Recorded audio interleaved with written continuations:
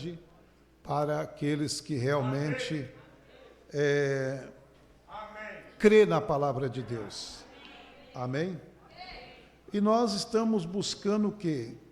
A presença de Deus. E essa presença de Deus, ela é o que nós todos esperamos. Buscar conhecimento, revelação, buscar paz para as nossas almas. Isso aí haverá só se nós encontrar com o Senhor, de uma maneira confiante. Amém? Eu quero falar um pouquinho nesta noite, irmão, numa mensagem aqui, e eu creio que vai ajudar você bastante, né? Porque nós vamos falar do Evangelho do tempo do fim. O Evangelho do tempo do fim. Porque quando o Senhor Jesus esteve aqui, ele pegou em Marcos 16, e o verso 14, ele disse: finalmente apareceu aos 11, e eles assentados juntamente, e lançou-lhe o seu rosto em incredulidade, dizendo, de endureza de coração, por não haverem crido nos que o tinha visto já ressuscitado. E disse-lhe: ide por todo o mundo, pregai o evangelho a toda criatura, e quem crer e for batizado será salvo, mas quem não crer será condenado. E esses sinais seguirão aos que crê.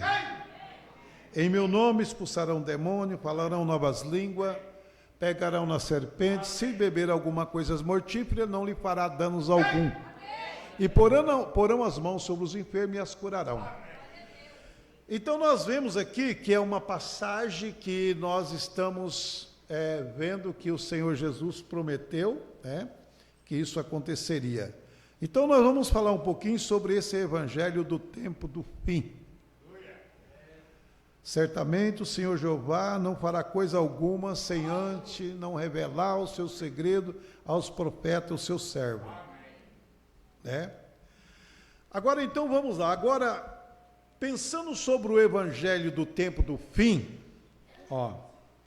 qualquer um do leste pudesse ver no jornal, que lesse, pode ver no jornal, né, pudesse ler, o céu está negro.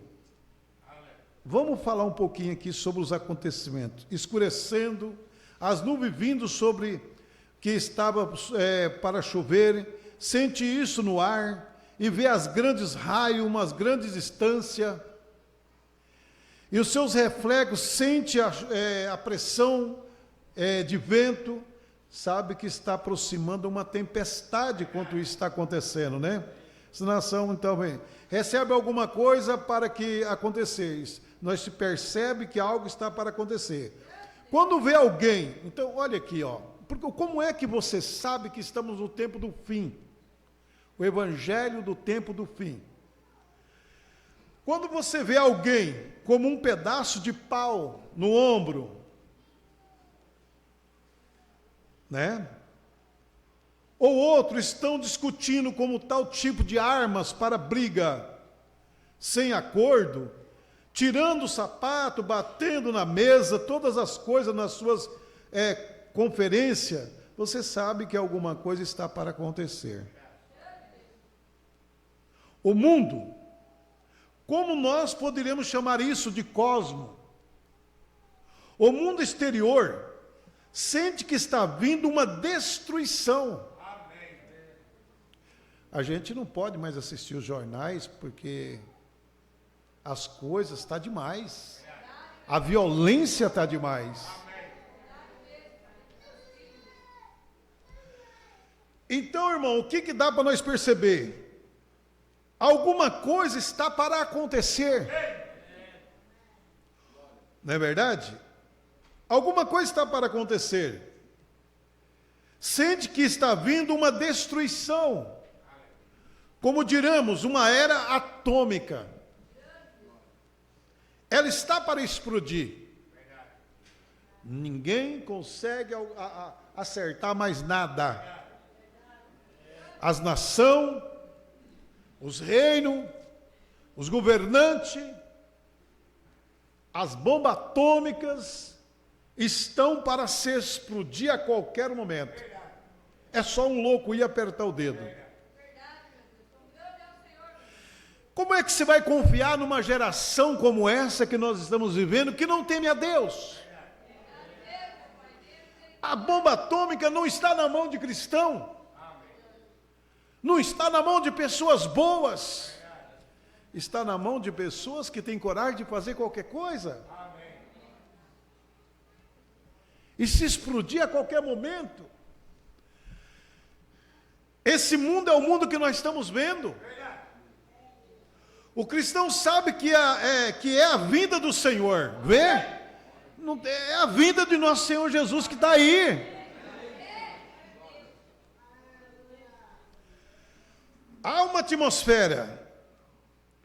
Depende para o que você está olhando. Porque nosso Senhor expressadamente nos disse que estaria para acontecer nesse tempo. E nós não sabemos o minuto e a hora que isso pode acontecer. Mas sabemos que estamos aproximando de algo agora. Não sabemos que hora, que minuto, que momento, mas há algo para acontecer que não é algo agradável. Por um outro lado, é coisas boas que Deus vem buscar o seu povo, a sua igreja.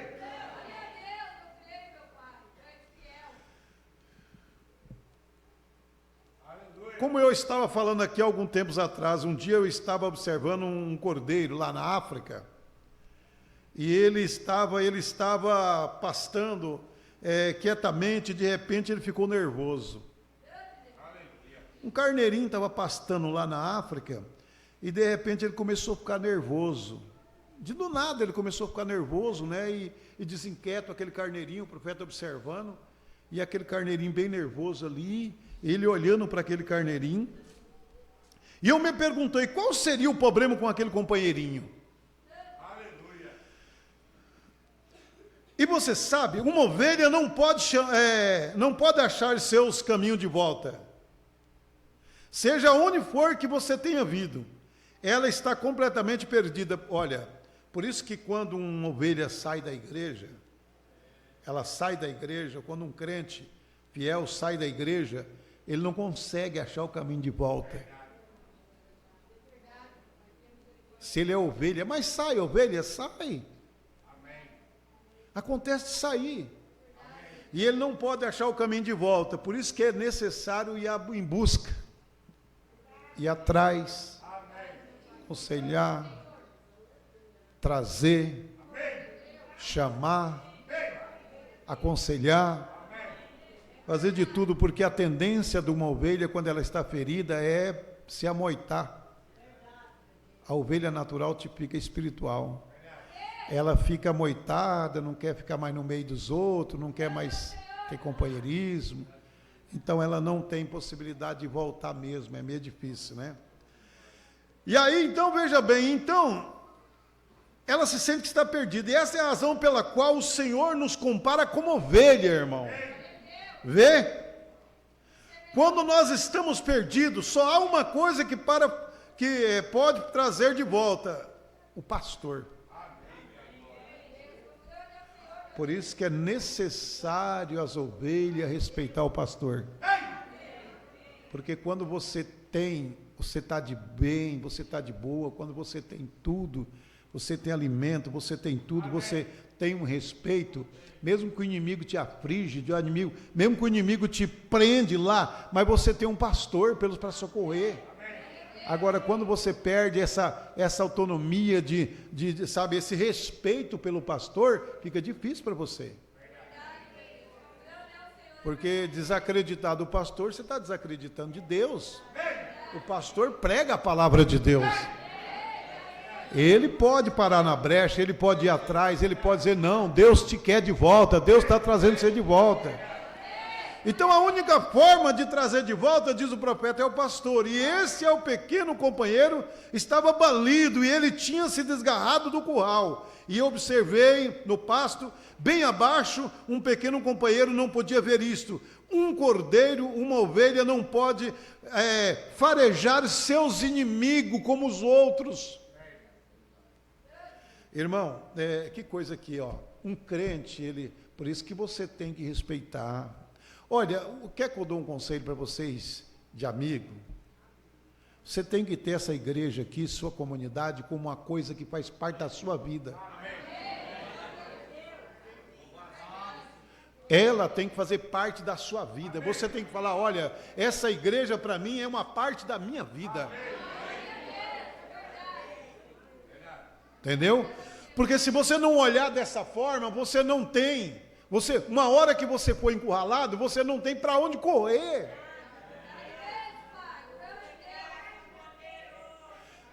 Não é verdade? Porque quando você tem a sua igreja como uma igreja que vai te levar para o reino de Deus, que vai guiar você ao reino de Deus, você tem uma luz, você sabe que se apurar alguma coisa, você tem para onde correr. Você tem para quem ligar. Você pode chamar e pedir ajuda. Agora, se você é um membro desastrado, um membro que não acredita, que fica falando mal do seu povo, da sua igreja, dos seus companheiros, dos seus irmãos, como é que você vai fazer? Na hora que o inimigo te pegar, você não tem para onde ir. Entendeu? Então, veja bem. Então, olha aqui, ó. Como um veado ou alguma outra coisa, mas ele podia sentir que a morte estava por perto. E olha, e lá estava um leão vindo rastejamente, chegando perto. Ele podia sentir a ovelha. Então ele estava vindo para pegar o cordeiro. E o pequeno cordeirinho, irmão, ficou nervoso. Você não poderia ver qual a razão, mas era a morte, escondida tão perto que os deixou nervoso. Muitas das vezes isso acontece. A pessoa não consegue mais ter um relacionamento, não consegue mais ter um companheirismo, não consegue mais ter esse amor, essa vontade de estar aqui num culto como esse, sabe? Vai perdendo, a morte está pertinho de você. Agora, há um caminho de volta, se você quiser. Há um caminho de volta. Amém, irmão? Então, olha bem, ó, e o mundo está agora mesmo num tal condição neurótica, que eles dirigem uma rua abaixo, 145 km por hora, para parar num boteco e beber 2 horas antes de ir embora para casa. Não é assim? Eu vejo nas estradas as pessoas, às vezes pega um veículo e o veículo não foi feito para poder voar. O avião é para voar, mas o veículo, ele marca lá 200 km por hora, mas a lei só te permite andar 110 ou muito 80 em tal rodovia.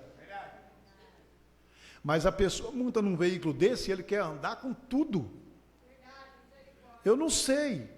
Vai daqui para Teodoro, chega lá, pega um veículo e sai numa carreira tão grande para chegar lá, sentar e ficar fazendo o quê? Não é verdade? Isso é ignorância do ser humano. Agora, tá certo, se você está levando um doente, aí está correndo um risco de vida, aí tudo bem, você vai andar mais um pouquinho, que você vai socorrer alguém.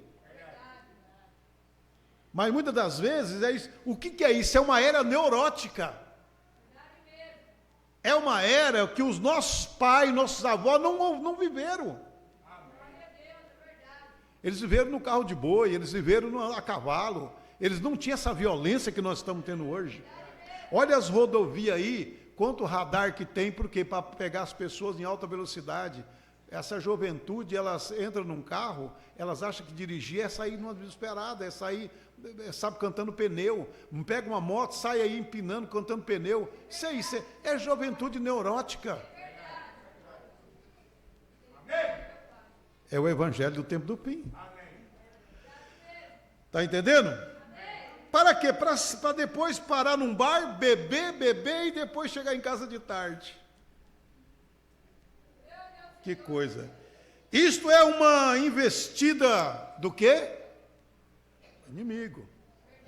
Fale com alguém. Oh, meu Deus. Eles explodem. Olha o que o profeta diz aqui. Irmão, nós estamos vivendo uma época que, sabe, tem que saber conversar. As pessoas, elas estão ficando violenta. Violenta. Aí diz o profeta, ó, fale com alguém. Oh, meu Deus, elas explodem, como eu estava falando outra noite no tabernáculo, quando fui ao hospital, tentando ajudar o irmão Neville, como algumas suas chamadas, e talvez eu falar com um pouco com uma enfermeira ou com um médico, e eles atendiam como irritação. Você chega, pergunta uma coisa, te atende com irritação, atende outro com irritação. Sabe, as pessoas respondem com ódio, parece que estão com ódio, vivendo no ódio. E eu não sei nada sobre isso. Bem, eu pensei, qual é o problema? Suponho que todo mundo está simplesmente deixando escapar a pressão. Então, mas os médicos, psiquiatras estão medicando os psiquiatras. O próprio psiquiatra tomando remédio controlado. Que coisa.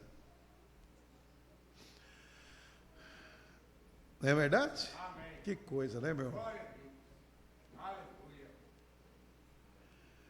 Mas há um escape, o que é Cristo. Agora, cristão não deveria estar nessa condição. Um cristão não deveria estar nesta condição. Irmão, um cristão, ele não pode estar numa condição dessa.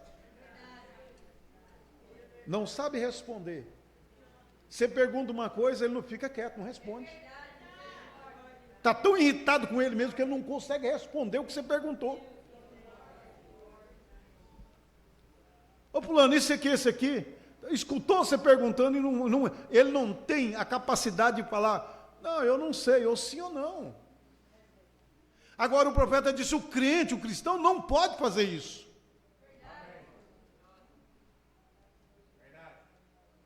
Você é cristão. Você representa. Você já pensou Jesus irritado? Com tudo que faziam com ele, ele não se irritava.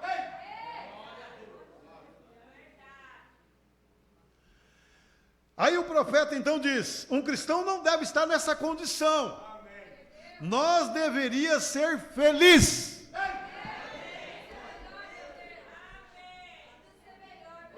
Você acha que uma pessoa que acorda com raiva, levanta com raiva, dorme com raiva, levanta com raiva, amanhece o dia com raiva, meio-dia está com nervoso, de noite está nervosa e o dia nervoso está irritado. Você acha que essa pessoa tem Deus no coração? As pessoas do mundo olham e falam, eu que não quero ir naquela igreja, só tem gente brava.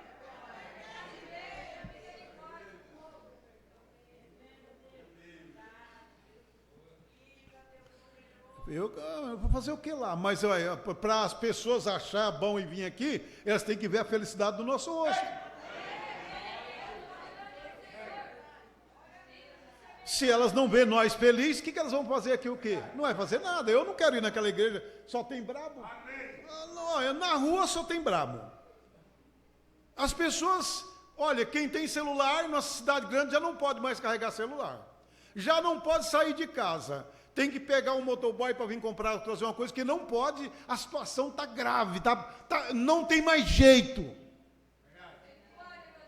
Agora, nós moramos num lugar tão bom, um lugar tão gostoso.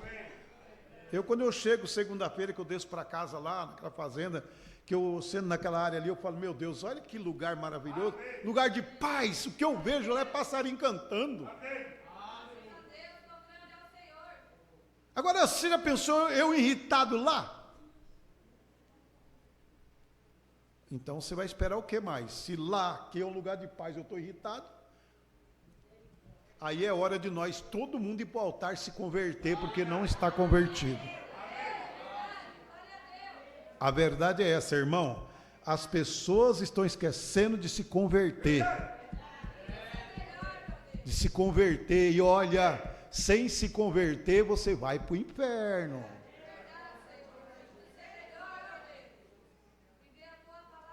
Não brinca com a salvação, não, que a salvação é de graça.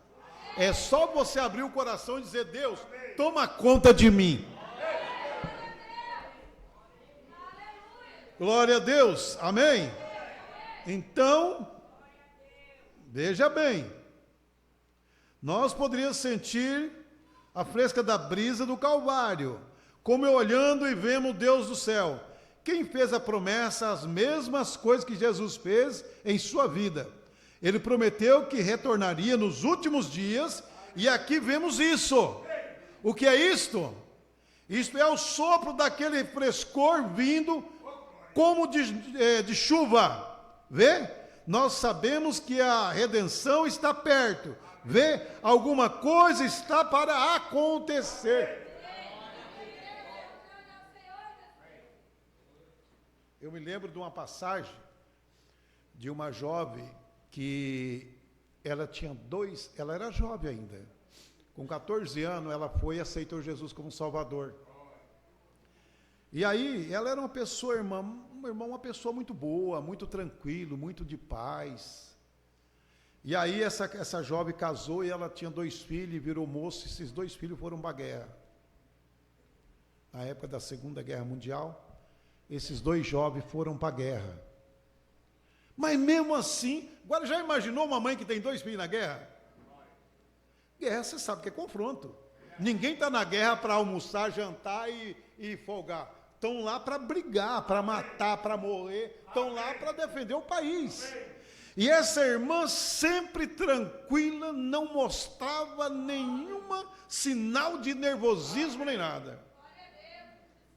E alguém perguntava para essa mulher, para essa irmã: irmã, mas a senhora tem 2 filhos na guerra, não está preocupada com isso? Não, ela disse: não, não estou preocupado com isso, não.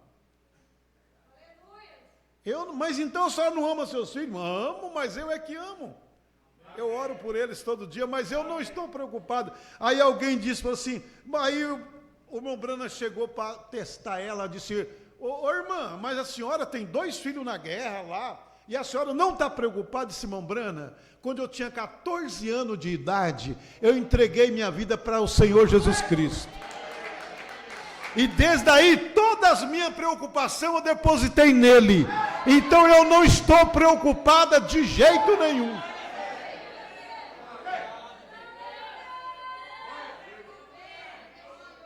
Esse é um verdadeiro cristão que confia no Deus que tem.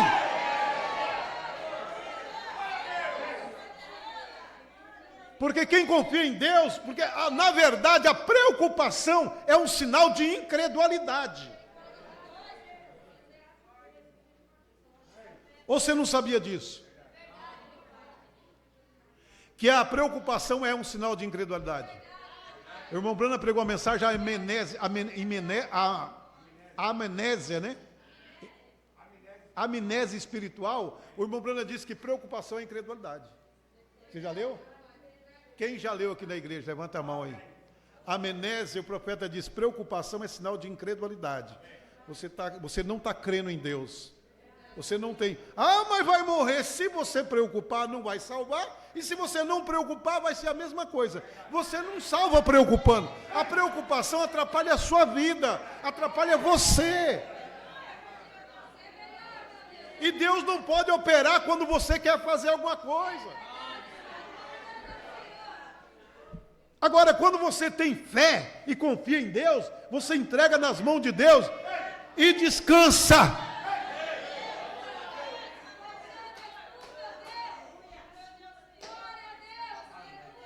Pastor, mas eu vi uma pessoa que entregou e a pessoa morreu. Ia morrer de qualquer jeito. Só que morreu, mas morreu nas mãos de Deus. Agora, se morrer na mão do diabo, que é difícil. Não é verdade, irmão? Então, meus irmãos, preocupação é sinal de incredulidade. Por isso que nós temos que deitar na cama e dormir. Nós temos que chegar, dormir, ora Deus entrega o Mané, o Pedro, o João, o Fernando, ou não sei quem, entrega tudo na mão de Deus, o vizinho, o incrédulo, o que quer te matar, o que diz que vai vir na sua casa brigar com você, entrega tudo na mão de Deus, ora por todos. Amém? Ora por os da direita, os da esquerda, o do lado, da frente, o do ré, ora, entrega tudo na mão de Deus e vai descansar. Aleluia!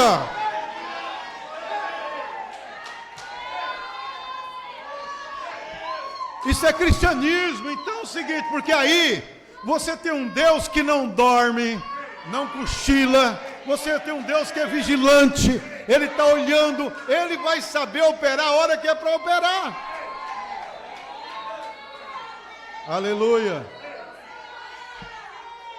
Deixa eu contar outra história para você, outro fato para você ver o que a incredulidade atrapalha. Um dia, uma moça estava num piquenique. Ela era uma crente. Ela estava num piquenique. Ela e vários irmãos lá no piquenique. Piquenique sabe o que é, né? Vão tudo para a beira de um rio, lá para a beira de um lugar. E ali eles ficam na beira do rio, né? Faz a comida ali, come ali, estava ali. Mas ela escapou e se afogou.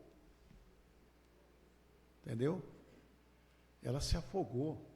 Mas aí, com muita luta, os amigos juntando todos, tiraram ela conseguiram salvar a vida dela. Só que aí ela não era crente ainda, sabe? Ela não era crente. Mas salvaram a vida dela lá. Deus, um milagre, foi por um milagre que apareceu, não sei quem foi lá, e salvou a vida dessa moça. Passado o tempo, essa moça veio para a igreja. Veio para a igreja. E ela ficou na igreja um tempo, firme, uma moça boa, mas de repente essa moça estava com câncer. E ela acabou ruim, o profeta orou por ela, ela foi curada. Mas daí uns dias essa moça morreu. Orou por ela, curou, depois a moça morreu de novo. E o profeta disse, eu não entendi agora, Deus, eu quero uma explicação, porque eu orei por essa irmã, e ela foi curada, o Senhor me mostrou, e agora ela morreu.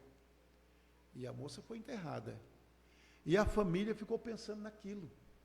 E aí, quando veio, Deus falou para o profeta, olha, era para ela ter morrido o dia que ela afogou lá naquele rio, e ele não sabia que tinha acontecido isso.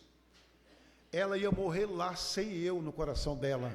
Eu poupei a vida dela lá, salvei ela, ela encontrou o caminho, se batizou, é uma cristã verdadeira, e agora eu curei ela do câncer, mas eu levei ela embora para casa.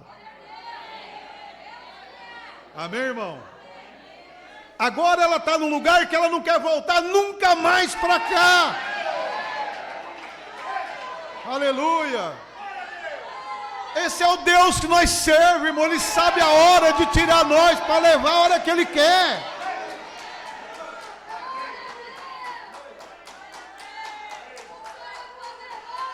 O profeta disse, quantas crianças morrem prematura?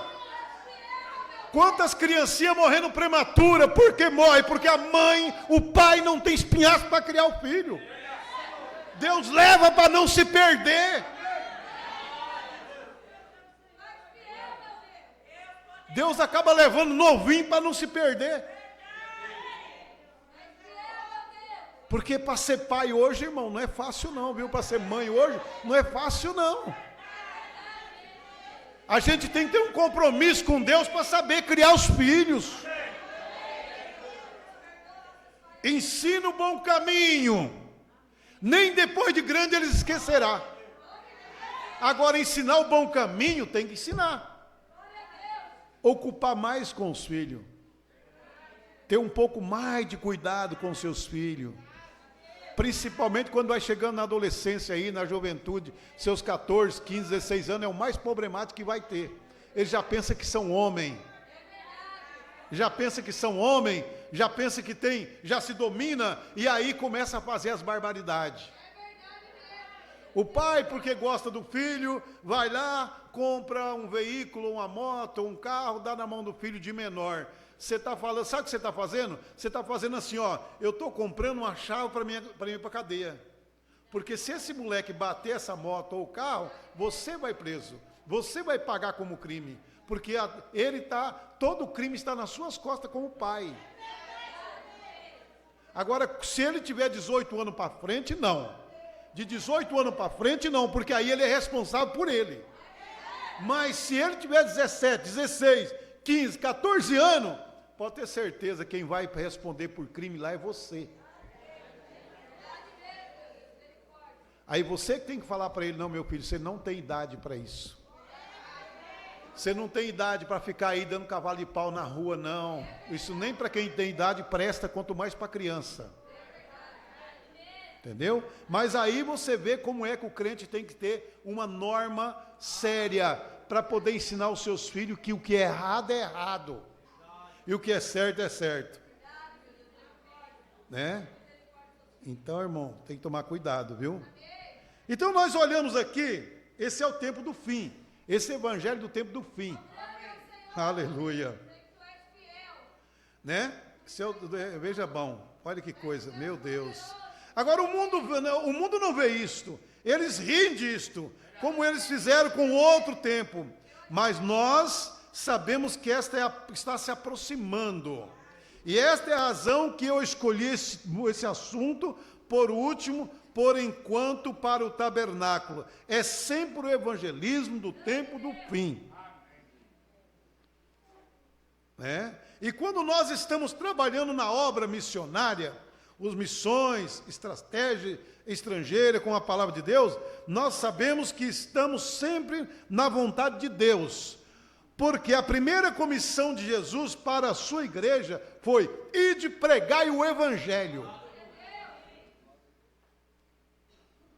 Esta é a última comissão, foi pregar o evangelho. A primeira vez que ele ordenou as pessoas para pregar o evangelho, irmão, e ir através dos países, ele disse: cure os enfermos, ressuscite os mortos, expulse os demônios, de graça recebesse, de graça dai. São Mateus, no capítulo 10, enviando os 70 de 2 em 2. Aquele foi a primeira comissão que ele deu à sua igreja. Agora, a última comissão que ele deu à sua igreja, antes dele ser recebido na glória, ele disse: ide por todo mundo. Logo depois dele ter ressuscitado, e muito deles estava sentado junto, e eles lhe lançou em rosto a dureza do seu coração, por causa das suas incredulidades, por não ter crido naquele que o tinha visto ressuscitado. Vê? Eles tiveram um testemunho de que viram o Senhor, e outros não acreditam. Não acreditaram, e eles lhe repreendeu por causa da dureza dos seus corações. E eles não acreditaram naquela pessoa que tinha visto, né? Que ele não estava morto, e ele está vivo. Alguma coisa hoje, irmão, quando eu vejo a sua obra, algo nós já temos visto, né? Os testemunhar, a aparição do Senhor. Agora lembre-se, a aparição. Outra coisa aqui, a aparição, ele já tem apresentado, a aparição e a vinda são duas coisas totalmente diferentes. Aparição e sua vinda. A aparição não é a sua vinda. A sua vinda não é a aparição. São duas coisas diferentes. A sua vinda e a aparição, né? São duas coisas diferentes. Agora vejam, aparecer então e vir. Agora a aparição, ele já tem aparecido nesses últimos dias, bem aqui conosco. Nesses últimos anos. Agora isto é um sinal da sua vinda. Porque quando o Espírito Santo está dentro da igreja, se manifestando, curando, entendeu? Pregando, ensinando, corrigindo, isso é a aparição. Isso é um sinal que ele está vindo. Não é a vinda. Muitos confundem que Jesus já veio. Não, ele já apareceu. Em 63, quando foi aberto o selo, ali o Senhor estava aparecendo, se manifestando no meio do povo, ouviu-se a voz dele no meio da congregação, visivelmente, tem nas mensagens, a própria voz do Deus vivo falando dentro da congregação, captado por fita, mas isso não é a vinda, isso é a aparição. É aparição, entendeu? Porque ele já veio na forma de espírito, mostrando o que ele é. Porque o homem não pode fazer essas coisas que o faz se o Espírito Santo não fizer. Então, esta é a aparição do Senhor. Agora lembre, ele falou das suas coisas aparecer e vir. Agora nós estamos esperando o quê? A sua vinda. Quando ele pregou essa mensagem, deixa eu ver se está marcado aqui, em 62. Olha quantos anos tem que ele pregou essa mensagem aqui. 62 para agora, tem 51 anos, né? 61 anos. Hã? Eu sou de 63, eu tenho 60. Né? Quantos anos dá de 62 para cá? 61. 61. Se fosse de 65, daria 57. É para frente a coisa aí. Tomara que fosse assim, que eu teria só 50 e poucos. 59, né? Mas tem quantos anos? 61 anos que ele pregou isso aqui. O que eu estou lendo é uma pregação. Amém? Agora, ele repreendeu por causa da dureza dos vossos corações, porque eles não acreditavam naquele que os tinha visto. Eu creio que ele tinha a mesma coisa hoje. Eles não creram no testemunho daquelas pessoas. E ele os repreendeu por isto. Então, ele o comissionou ir por todo mundo pregar o evangelho a toda criatura. E ele estaria com ele até a consumação do século, o fim do mundo. Esses sinais seguirão aqueles que crêem. Agora, hoje em dia, nós procuramos levar a palavra escrita e temos na forma de letra, forma de credo e assim por diante. E procuramos levar para o mundo. Os missionários têm ido por todo lugar, né? Mas o que nós vamos, quando eles chegam lá, um navio, um nativo, que não pode ver o seu nome, ler o seu nome, segura as folhetas em sua mão, ele nem sabe qual é a sua mão esquerda ou a mão direita. Mas quando Jesus diz, ide, pregai o evangelho, ele nunca diz, ensine a palavra. Ele diz, pregue a palavra. É uma diferença. Ensinar a palavra e pregar a palavra. A palavra é essa. Arrependei-vos e cada um de vós seja batizado em nome de Jesus Cristo para perdão dos seus pecados e se receberei o dom do Espírito Santo. Quem crer e for batizado será salvo, quem não crer será condenado. Isso aí é uma coisa, isso é a pregação. Você tem que crer e ser batizado para ser salvo. Se você não crer, você é condenado. Simples assim. Quem crer e for batizado será salvo, quem não crer será condenado. O evangelho é isso. Arrependei-vos dos seus pecados. Aceitai Jesus como seu Salvador. Se você não aceita e morre, você não aceitou. Você não confessou que aceitou. Ele morreu no Calvário por quem? Por mim e por você. Os braços abertos ali era para redimir nós, para salvar. Mas a única forma de entrar naquele sacrifício é aceitar o sacrifício. E aceitar o sacrifício é crer na palavra.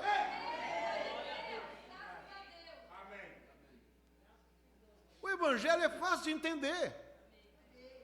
Você prega, a pessoa diz, eu não creio. Mas ela não crê, tudo bem, ela não tem obrigação de crer. Agora, o pregador tem que pregar a verdade. A igreja, é como eu disse aqui, não é um lugar de recuperar os bens materiais. A igreja não é um lugar de se recuperar bens materiais. Você não pode vir para a igreja porque você quebrou. Porque a sua igreja, a sua empresa está quebrada. Porque você está devendo para todo mundo. Não, você tem que vir aqui, porque para receber o sacrifício do Calvário. Para aceitar Jesus como Salvador. Por isso que o ministério da palavra não tem esse costume de pedir para as pessoas vender o que tem e dar para a igreja.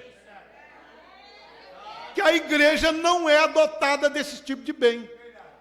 Para a igreja está nas escrituras, são dízimos e ofertas. E qualquer católico é dizimista. Se é católico, é dizimista. Se não é, não é católico também. Não é verdade? Se é espírita, se é católico, tem que ser dizimista. Se não é dizimista, não é católico nem cristão. Mas quem é católico, ele paga o dízimo para a igreja, né? Ele vai lá e paga na igreja, porque é o lugar que ele ouve a palavra, e a oferta é ossada. Ossada quer dizer, você dá, a Bíblia diz, cada um coloca como propôs o seu coração. Você vai dar aquilo que Deus colocou no seu coração. Deus mandou você dar 20, dá 20. Deus mandou você dar 10, dá 10. Deus mandou dar 100, dá 100. Deus mandou dar R$1, dá aquilo que Deus põe no seu coração. Essa é a oferta que Deus quer. Não é o que está estipulado. Não, R$500, aquele deu mais. Para Deus não funciona assim. Ao invés de você dar 100, o outro deu 1.000. Chega uma pobre viúva, dá 1 centavo, ela dá mais que você. Por que ela deu mais, pastor? Porque ela deu de tudo que ela tinha. Ela só tinha 10 centavos. E ela pegou os 10 centavos e deu na oferta. Foi isso que Jesus disse em Lucas capítulo 21. Que aqueles que colocavam lá na arca do tesouro, ele estava olhando, punhava bastante dinheiro. Não era pouco não, irmão. A Bíblia diz que eles punhavam bastante. Punhava lá naquele tempo lá, era de denário, não sei se era denário, me ajuda aí. O dinheiro daquela época lá. Né? Punhava lá 2.000 denários, 5.000 denários, mas entrou uma viúva pobre. Ela tinha todo o sustento, era 2 moedinhas pequenininhas, vamos dizer aí, era 2 denários. Ela pegou todo o sustento dela e colocou. Jesus disse, esta pobre mulher deu mais do que todos aqueles. Mas os discípulos disseram, Senhor, mas ela só deu 2 denários, aquele lá eu vi colocar 10.000 denários. Mas sabe por que eles colocou os 10.000? Porque sobrava para eles. Eles estavam pondo o que estava sobrando. E Deus não aceita sobra. Amém? Deus não aceita sobra. Deus aceita quando você dá de coração, quando você faz sacrifício. Pastor, eu não estou dizimando porque não me sobra nada. Então o dia que sobrar, não traz para a igreja não. Porque não vai aceitar ser aceito por Deus. Deus não aceita sobra.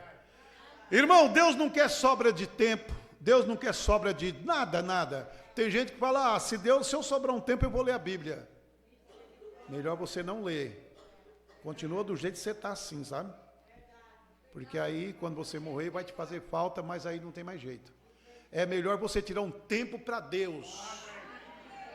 Dizimar o seu tempo também para Deus. É 12 horas que tem no dia, você tem direito de dar 1h e 20 minutos para Deus. De 10 dá 10, de 10 horas dá 10, de 2 horas, 20 minutos. Entendeu? Não dá 20 minutos, dá 2 minutos. Né? De 20 dá 2 minutos, de 2 horas dá 2 minutos. É 10, dá 1h e 2 minutos. Né? É isso? 12 horas não dá isso? Faz a conta aí, quem sabe? 1h e 20 mesmo? Tá bom, 1h e 20. Olha, então nós temos 12 horas no dia. Então nós temos 1h e 20 minutos que é de Deus. Que é de Deus. É a hora que Deus deu para sobreviver. Você tem 12 horas, você tem 1h e 20 que é de Deus. Então você pega essa hora e dá para Ele. Orando, escutando uma mensagem, lendo a Bíblia, cantando, fazendo bem, falando bem, ajudando alguém, fazendo algo para o reino de Deus, porque aí você tem. E você tem aí o resto das horas que é para você trabalhar, cuidar do seu a fazer, lutar, cuidar, mas a hora de Deus tem que dar. Você tem que dar o tempo de Deus. Aí nós não dá o tempo de Deus. Aí nós rouba Deus uma coisa, rouba de outro. Aí vai entrando os problemas sérios. O evangelho do tempo do fim. Irmão, agora se nós tirar o tempo para Deus, você vai ver como que é bom. É como eu preguei no velório agora. Eu tinha uma palestra, eu nem ia pregar naquele velório, né? Porque ia fazer uma oração pela família, mas aí improvisaram lá uma caixa, um microfone.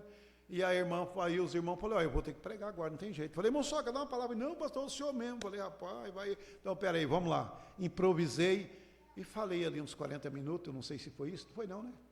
30 minutos? Hã? 5 minutos, mas foi bem objetivo. Aí você que pensa que a sua religião vai te tirar daqui, ó, você está enganado. Sua religião é enganosa. A minha religião é enganosa. A nossa religião é enganosa. Sabe o que nos tira dali? A nossa consciência com Deus de um arrependimento, pedindo perdão e aceitando o sacrifício do Calvário. Aí você morre e você tem um companheiro do outro lado. Eu disse agora, o camarada nunca quer Deus aqui. Não estava falando do irmão lá. Estava falando assim, esse é o dever. As pessoas, irmão, elas passam anos e anos sem ir numa igreja. Tem pessoas que foram na igreja quando elas nasceu, que a mãe levou para ser batizada. E isso é uma coisa também inescriturística. Depois ela nunca mais voltou na igreja.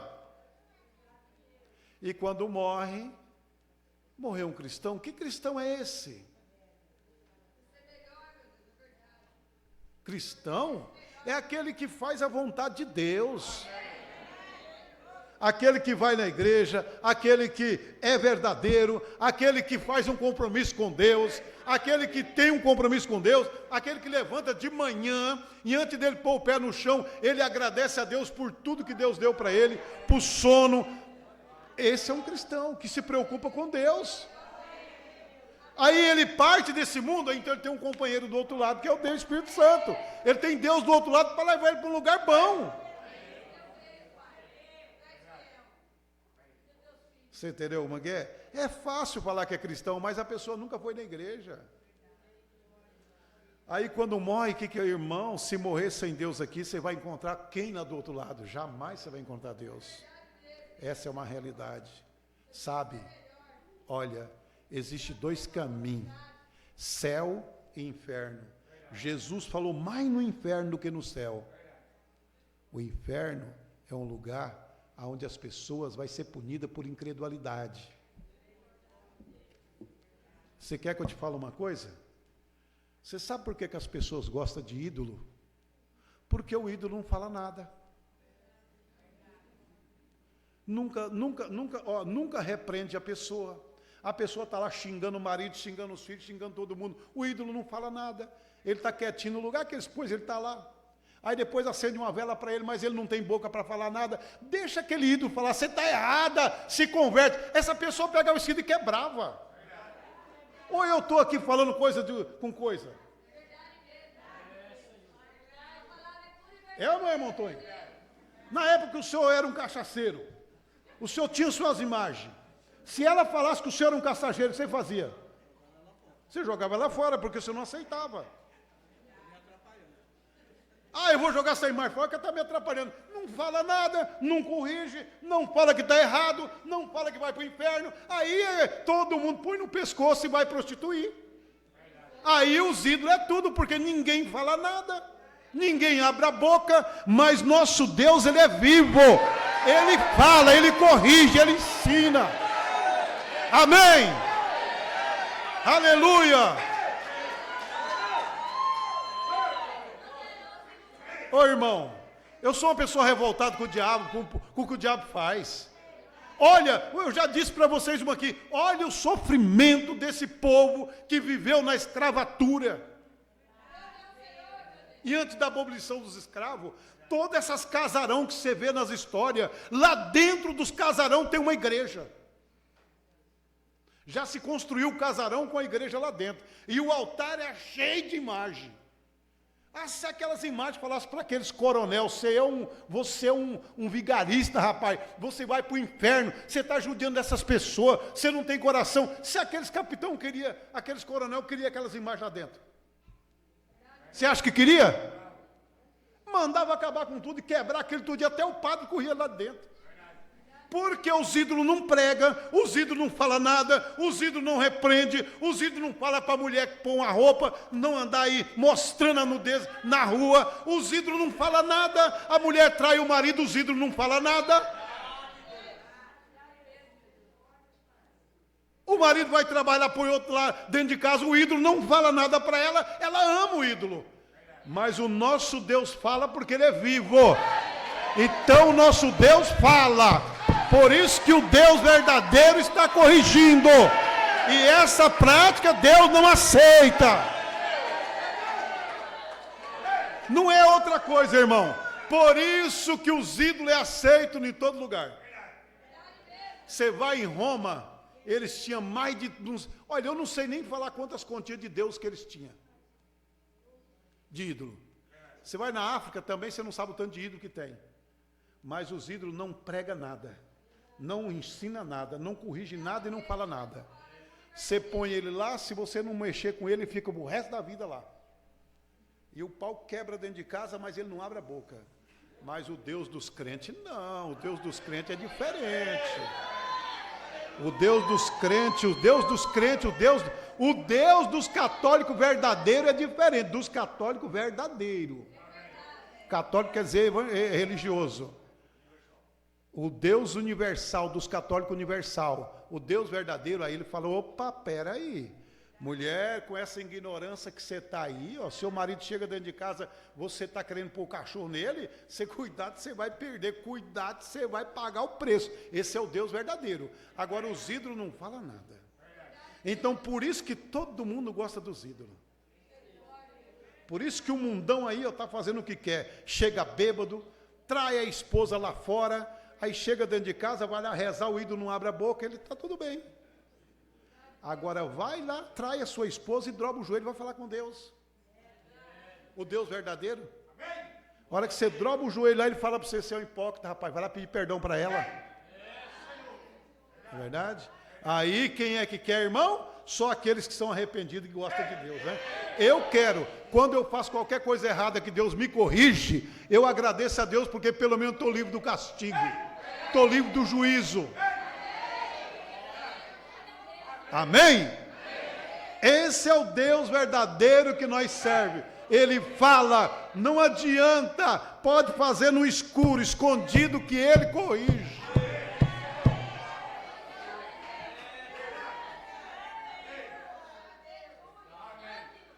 Cai um temor tão grande, quando você é filho e filho de Deus, que você erra, cai um temor tão grande no seu coração. Tem uns que falam, mas se eu falar para minha esposa, ela me mata, mas ele prefere falar do que morrer. Vai tentar acertar, porque é Deus que está nele. Agora, se é um ídolo, pode ter certeza, você vai morrer no pecado, ele não vai falar nada para você. Ele não tem boca. Mas você tem o direito de crer no que você quer. Mas a verdadeira palavra é essa, pregar a verdade. Faz um teste. Faz um teste. Que dia que o teu ídolo te repreendeu alguma coisa? Que dia? Nunca. Eu garanto. Porque no dia que ele abrir a boca e falar, você quebra ele. Irmão, para nós terminar, conta-se a história. Um homem saiu viajar. E ele carregava um cachorrinho com ele. E ele achou um tesouro. E ele carregava esse tesouro para ir embora com esse tesouro. E à noite o cachorrinho só latindo, latindo, latindo. E ele não queria que o cachorro latisse para não chamar a atenção dos outros. Entendeu? Ele não queria que o cachorrinho chamasse a atenção. Porque ele queria sair de noite escondido. E o cachorrinho latindo. E ele foi ficando tão violento com esse cachorro que ele acabou matando o cachorrinho. Mas o cachorrinho estava alertando ele que o inimigo estava chegando. Que alguém estava chegando ali onde ele estava. E o que aconteceu? Aqueles assaltantes veio, tomou o seu ouro, levou embora, porque aí ele não viu quando os assaltantes chegou. Assim é nós. Muitas das vezes Deus está nos corrigindo, nossa alma está falando com nós, Deus está falando através da pregação, Deus está mandando o pastor falar, e você acha que o pastor está falando coisa para te provocar, mas uma hora você não pode mais ouvir a voz do pastor, e aí o inimigo vai te pegar, e você vai ver o que é bom. Por isso que a Bíblia diz, se ouvir a voz de Deus, não endureçais os vossos corações. Amém? Esse é o Deus verdadeiro. Olha, quem quer aceitar Jesus Cristo, lembre, Ele está vivo. Você não vai fazer coisa errada porque Ele vai te corrigir. Amém? Deus abençoe em nome do Senhor Jesus Cristo. Deus abençoe em nome do Senhor Jesus Cristo. Eu acredito nesse Deus poderoso, irmão. Eu fico feliz quando Ele me corrige. Você não fica feliz quando Ele te corrige? Amém? A Bíblia diz que Ele corrige quem Ele ama. Agora, nosso Deus, só para você ter uma ideia, nós temos passagem na Bíblia. Davi, quando fez aquilo lá, o Natão, o profeta, foi lá conversar com ele, e ele disse assim: Davi, olha, esse homem, o coitado só tinha uma ovelha, ele pegou a ovelha, matou, e ele era dono de muitas ovelhas. O que tem que fazer com esse homem? Tem que morrer um cara desse. Daí esse homem é você, Davi. Está vendo? Nosso Deus vê, nosso Deus corrige. Entendeu? Muitas das vezes Deus fala: rapaz, que não é você? Cuidado, Davi. Aí Deus falou para ele assim: Davi, o que você fez em oculto, ninguém viu. Eu vou fazer para você publicamente, para todo mundo ver. Da sua casa não farta a espada nunca partirá da sua casa. O mal, vai correr atrás dos seus filhos, sua descendência, enquanto tiver. Você eu não vou tocar porque é um segundo meu coração. Salomão não vou tocar porque eu fiz um pacto com você. Mas o resto que vir vai ser só pancada na cabeça. E assim foi. Nosso Deus é assim. Ele corrige, Ele ensina, Ele mostra. Você não é punido, mas seu filho vai ser punido. Deus pune um filho seu, pune uma filha, pune um parente, pune uma coisa. Mas que Ele vai fazer você acordar, vai. E é por isso que o povo não quer Ele. É por isso que quando nós estamos pregando, tem um rodeio lá em Teodoro, lá tem 300.000 pessoas quase no rodeio, e na igreja tem 40 pessoas. Porque lá no rodeio ninguém corrige, lá no rodeio ninguém fala o que é certo e o que é errado, mas na igreja o povo está sendo alertado para o certo e para o errado. Não é outra coisa, irmão. Mas eu não gosto de crente. Por que você não gosta? Porque o crente fala a verdade? Agora, o crente não está aqui para julgar ninguém, o crente está aqui para pregar a palavra, e a palavra é essa. Amém? Vamos pôr de pé em nome do Senhor Jesus Cristo. Graças a Deus. Nós vamos estar orando aqui, tem um pedido de oração pela Esther, fez uma cirurgia, cesárea, vamos pedir a Deus a bênção. Fecha teus olhos. Senhor Deus, nosso Pai, no nome do Senhor Jesus, nós te agradecemos, Pai, por esse dia, meu Deus, por esta hora, por esse culto maravilhoso, por essas palavras que o Senhor nos ensinou, que o Senhor nos falou nesta noite, que estas pessoas que vão escutar essa mensagem possam entender, meu Deus, por que trocar um Deus vivo como o Senhor por um ídolo de madeira, de pau, feita por mão de homem? Porque os ídolos não têm boca para repreender, para falar, mas o Senhor fala porque o Senhor quer bem a nós, o Senhor quer nos salvar. Então ajuda essas pessoas a entender isso, Pai, que a nossa vida depende somente do Senhor, meu Deus. Pai, eu te agradeço por esta noite, pela pequena Esther que fez a cirurgia. Se for da tua vontade, faz um milagre naquela vida, Senhor, para ela cuidar do seu filhinho. Meu Deus, que veio à terra, ajuda ela. Eu te peço no nome do Senhor Jesus Cristo, abençoa cada irmão e cada irmã que está aqui, cada visitante. Salva, meu Deus, aqueles que devem ser salvos. Batiza com teu Espírito Santo. Dá paz na vida de cada um que aqui está. Muito obrigado, Senhor. Eu te agradeço em o nome do Senhor Jesus Cristo. Amém. Graças a Deus. Deus abençoe a todos vocês. Vão cantar o parabéns e vocês saem na ordem da igreja. Amém. Deus abençoe novamente.